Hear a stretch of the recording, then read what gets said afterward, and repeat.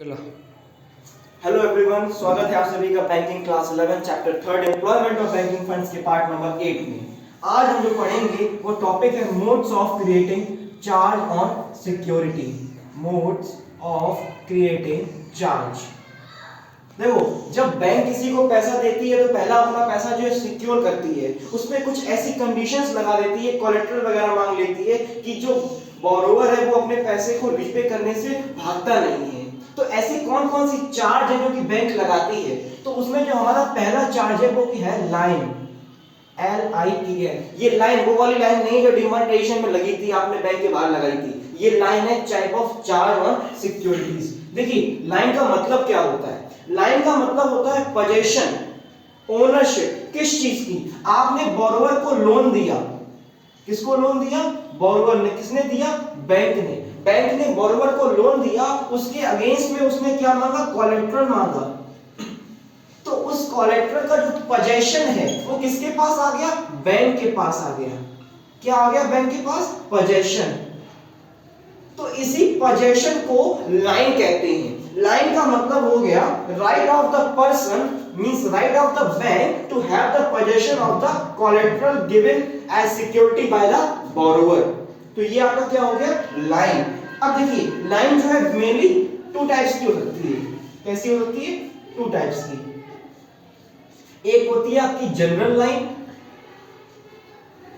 एक होती है स्पेसिफिक लाइन। जनरल लाइन का मतलब आप जो है सामने वाली पार्टी से कोलेटरल के रूप में कोई भी गुड्स या फिर कोई भी प्रॉपर्टी मांग सकते हैं। मतलब आपने ऑटो लोन लिया तो आप उसके बदले में पेपर्स भी दे सकते हैं, या फिर आप कोई भी कोलेटरल एज असेट्स, आपकी प्रॉपर्टी है, लैंड है, बिल्डिंग है, उसके पेपर्स भी या फिर आप उसे कोलेटरल दे सकते हैं। मतलब कोई जरूरी नहीं है कि आपने हाउस लोन लिया तो उसके बदले में आपको यही चीज देनी है एज कोलेटरल। आप कुछ भी एज कोलेटरल जिसकी कोई वैल्यू है वो आप दे सकते हैं। लेकिन स्पेसिफिक लाइन में क्या होता है? आपने जिस चीज के लिए लोन लिया है आपको वही चीज एज अ कोलेटरल रखनी पड़ती है। मान लीजिए, मींस आपको जो है same collateral of which loan is taking. मान लीजिए आपने होम लोन लिया, तो होम लोन लेने के लिए आपने हाउस बनवाया होगा, तो उस हाउस के जो पेपर्स होंगे, प्रॉपर्टी के पेपर्स हैं जो हाउस के, आपको वो अपने एज अ कोलेटरल रखने पड़ेंगे। मतलब आपने लोन लिया हाउस का, तो आप एज अ कोलेटरल सिर्फ हाउस के पेपर्स रख सकते हैं, इसके अलावा कुछ नहीं।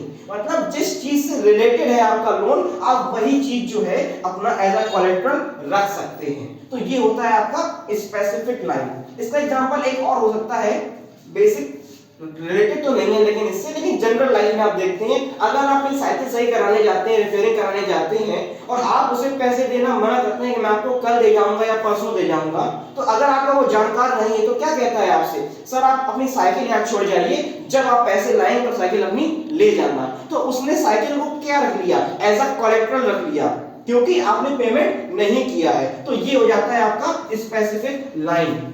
अब देखिए, बैंक की जो लाइन होती है वो क्या होती है? बैंक की लाइन, बैंक जो लाइन है, बैंक्स लाइन,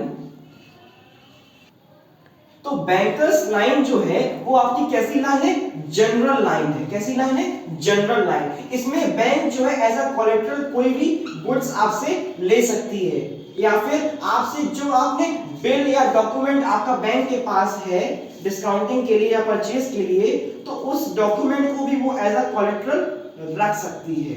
लेकिन अगर आप अपनी कोई वैल्यूएबल चीज गलती से बैंक के पास भूल आए हैं, तो आप जो बैंक है वो उसको एज अ कोलेटरल नहीं रख सकती है। यानी कि उस चीज पर जो आप गलती से छोड़ आए हैं उस पर बैंक की कोई भी लाइन नहीं होती है। क्या नहीं होती है? लाइन। लाइन किस चीज पे नहीं होती है? Accidentally left goods, accidentally left goods. तो ये आपका बेसिक सा था लाइन। अब इसके बाद जो हमारा नेक्स्ट टॉपिक आ जाता है वो आ जाता है प्लेज। क्या आ जाता है? प्लेज। प्लेज ये नहीं है वो all Indians are my brother and sisters, नहीं, ये प्लेज और वो प्लेज बहुत फर्क है। अब नेक्स्ट टॉपिक हमारा आ जाता है प्लेज। अब हमारा जो next mode of creating charge on securities है वो है प्लेज। प्लेज एक तरह से जो हम जानते हैं बेसिक मतलब होता है प्रॉमिस। क्या करना? प्रॉमिस।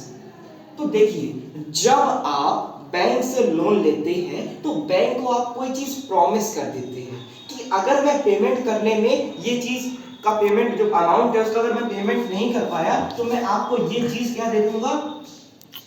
एज अ कोलेट्रल दे दूंगा। कहने का मतलब आप जो है इस केस में बैंक के पास जो कोलेट्रल रखते हैं उस पर ओनरशिप आपकी होती है। क्या होती है? ओनरशिप किसकी होती है? बोरोवर की होती है। लेकिन वो एज अ प्रॉमिस रखा जाता है बैंक के पास। किसके पास रखा जाता है? बैंक के पास एज अ प्रॉमिस। अगर आप पेमेंट कर देते हैं अपने लोन की या फिर जिस चीज के लिए आपने ले रखा है लोन, उसका अगर पेमेंट कर दिया है तो आपके पास आपकी चीज जो है वापस आ जाएगी। और अगर आप रीपेमेंट करने में फेल हो जाते हैं तो बैंक उस चीज को अपने पोजीशन में ले देगी। मतलब जो ओनरशिप जरूर आपके पास थी, पहले आपने प्रॉमिस किया था देने का, लेकिन अब जो है आप पेमेंट करने में फेल हो गए तो अब पोजीशन किसका हो गया? बैंक का। अब इसके ऊपर प्रॉपर्टी के ऊपर जो भी राइट्स हैं वो किसके हैं? बैंक के हैं। तो देखिए, अब इसमें दो पार्टी बनती हैं। देखिए, एक हो जाता है इसमें प्लेजर, मतलब जिसने गुड्स का प्रॉमिस किया है और प्रोवाइड किया, यानी कि गुड्स प्रोवाइडर। और प्लेजी मतलब जिसको दिया है, to whom goods are provided. तो गुड्स किसको दिए हैं? बैंक को। और किसने दिए हैं? बोरोवर यानी कि जनरल पब्लिक ने। तो ये हो सकता है। तो अब जो ये डिलीवरी है, क्या है? ये डिलीवरी है by the borrower to the bank, कि वो आपको ये गुड्स देती है एज अ प्रॉमिस, लेकिन पोजीशन किसके पास रहता है? बोरोवर के पास। और अगर आप पेमेंट करने में फेल हो जाते हैं, यानी कि अगर बोरोवर पेमेंट करने में फेल हो जाता है, तब उसका पोजीशन किसके पास आ जाता है? बैंक के पास। तो इसके बाद आ जाती है हमारे पास डिलीवरी। डिलीवरी बेसिकली दो टाइप्स की होती है। एक हो जाती है रियल डिलीवरी और एक हो जाती है कंस्ट्रक्टिव डिलीवरी। कितनी हो जाती है? रियल डिलीवरी और कंस्ट्रक्टिव डिलीवरी। रियल डिलीवरी का मतलब जिस गुड्स को आपने रखा है, प्रॉमिस किया है, तो वो गुड्स आप उसको दे देते हैं। डिलीवरी हो जाती है बेसिकली रियल और कंस्ट्रक्टिव। देखो, रियल डिलीवरी का मतलब आपने मान लीजिए किसी को लैंड की एक मतलब गुड्स आपके पास थे स्टॉक, आपने उसको एज अ कलेक्टर प्रॉमिस किया था, तो वो आपने गुड्स जो स्टॉक है वो आपने दे दिए एज अ कलेक्टर। किसके पास? बैंक के पास। लेकिन इसका पोजीशन किसके पास है? बोरोवर के पास। अभी फिलहाल में अगर ये पेमेंट करने में फेल हो गया तो बैंक के पास चला जाएगा।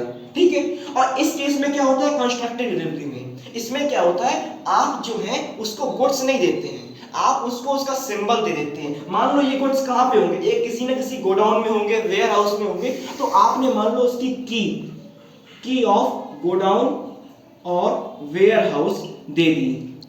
तो मतलब ये कैसी है? ये कंस्ट्रक्टिव डिलीवरी है। इसमें आपने गुड्स तो नहीं दिए, लेकिन आपने क्या किया?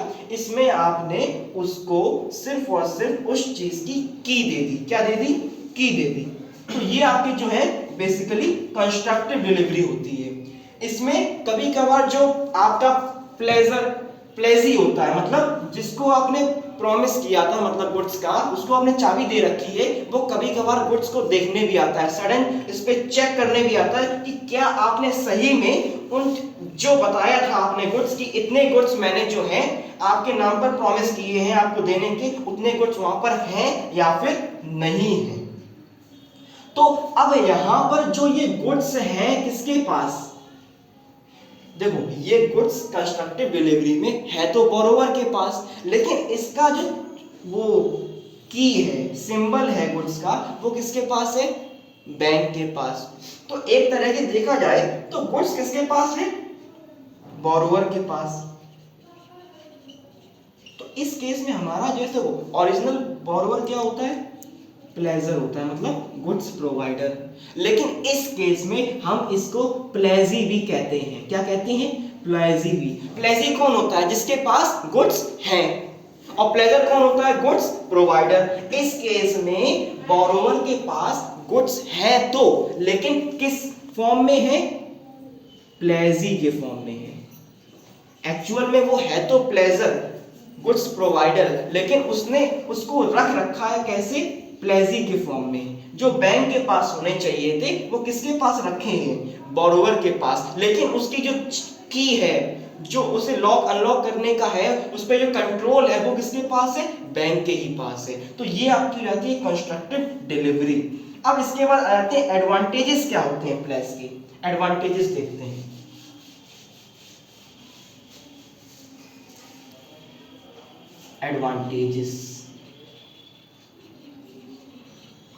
एडवांटेज इसमें ये होते हैं प्लेजेस के कि आपका जो फंड है वो डूबता नहीं है। मतलब वेरी लेस चांस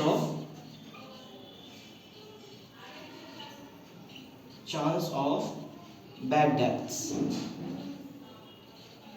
और इंसॉल्वेंसी। मतलब पैसा डूबने का चांस बहुत कम है, क्योंकि आपके पास क्या है? कोलेटरल प्रॉमिस कर चुका है प्लेजर। अगर वो फेल होगा पेमेंट करने में तो आपको वो तुरंत आपके पास जो कोलेटरल रखा है उसका ओनरशिप किसके पास आ जाएगा? बैंक के पास आ जाएगा। और अगर मान, इसमें ये मेन एडवांटेज है। और इसके बाद जो है फंड भी आपका सिक्योर रहता है। मतलब जो फंड आपने दिया है उस पर इंटरेस्ट मिले या ना मिले, लेकिन आपका फंड जो है वो कैसा है? सिक्योर है। तो ये इसके क्या हो जाते हैं? एडवांटेजेस। अब इसके बाद देखते हैं कि राइट्स क्या होते हैं प्लेजी के। प्लेजी के राइट्स। प्लेजी यानी कि कौन है?